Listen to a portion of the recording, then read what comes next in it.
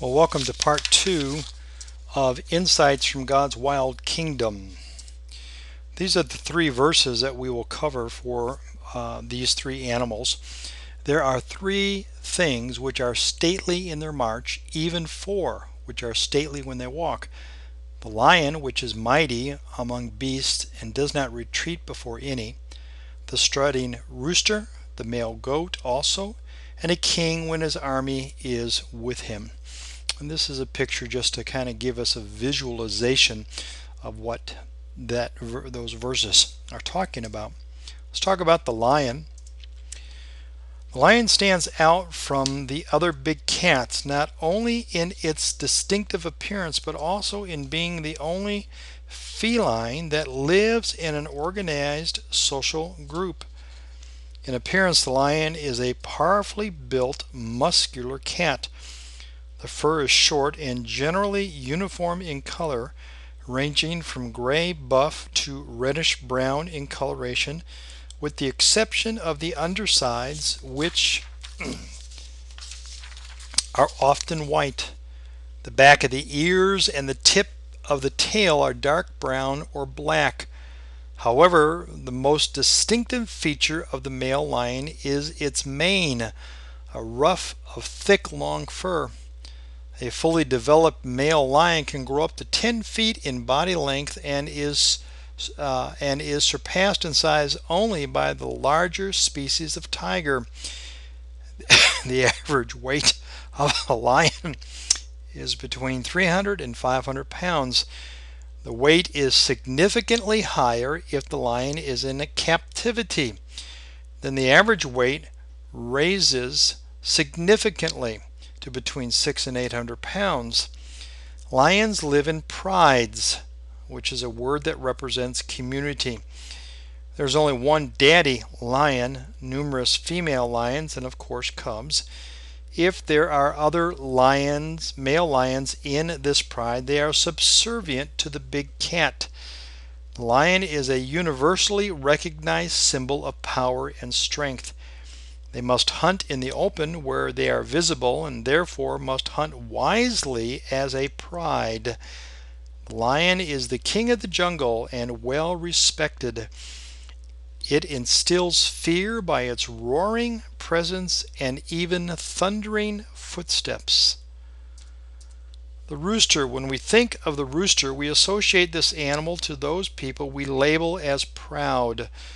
The rooster often struts around the barnyard or sits high up in a split rail fence, crowing, seemingly to draw attention to himself. Consider the following facts about this fine feathered friend. The cock is non-monogamous, but cannot guard several nests of eggs at once. He guards the general area where his hens are nesting and will attack other roosters who enter his territory. During the daytime, he often sits on a high perch, usually 4 to 5 feet off the ground, to serve as a lookout for his flock. He will sound a distinctive call if predators are nearby. The rooster is often and accurately pictured in art as crowing at the break of dawn. He can often be seen sitting on fence posts or other objects where he crows to proclaim his territory. The Talmud refers to learning courtesy from the rooster. This reference may be attributed to the behavior of a cock when he finds something good to eat. He calls his flock to eat first. This call is distinctive from regular clucking or crowing. While giving this call, he will repeatedly pick up a morsel of food and drop it again to attract the attention of the hens. The behavior of the male goat can vary widely based upon a number of factors such as breed, surroundings, and size of the herd. For the most part, goat behavior is often summed up by goats are very sociable, lively, inquisitive, and independent animals.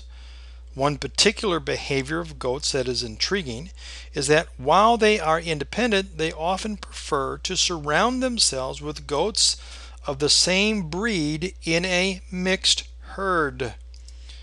Goats are sure-footed, and they will eat almost any plant material. When climbing, a wild goat can cling to the tiniest ledges of a cliff that is almost vertically straight. In the wild state, goats are nomadic and are generally found in the mountainous habitats. They are agile animals adept at making long, flying leaps from rock to rock, landing with both front feet close together. Their sure-footedness is due partly to the construction of the hooves. The shape of the bottom of the hoof is somewhat like a suction cup. The inner layer of the material of the hoof is softer than the outer layer and wears away more quickly. Acting as a shock absorber, the inner layer takes the punishment from the pounding that rocky terrain gives the hooves, wears away, and keeps the hooves continuously supplied with a hard edge. And goats are gregarious. So what can we learn from these stately friends? From the lion we learn the importance of working together toward a common goal, and in part, we can take a sense of pride from the accomplishment. We also can promote encouragement to others who were integral in their combination to the whole. From the rooster we learn the necessity of watch care for those under our charge. We must position ourselves in such a way that we can observe the whole forest, not merely some isolated trees.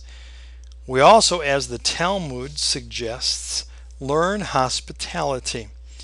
The role of the role of a leader to call attention to that which is good and wholesome for those under our care. And from the male goat we learned fellowship and the importance of society. Saints were not designed to be islands but communities. We also learn the art of good, wholesome fun from the goat. We also must cultivate sure-footedness in areas of our theology and Christian practice. God has given us that ability, and we must exercise it like the wild mountain goat. More information is available for you at the World Wide Web .mountcarmelmin.org. Thank you for joining us.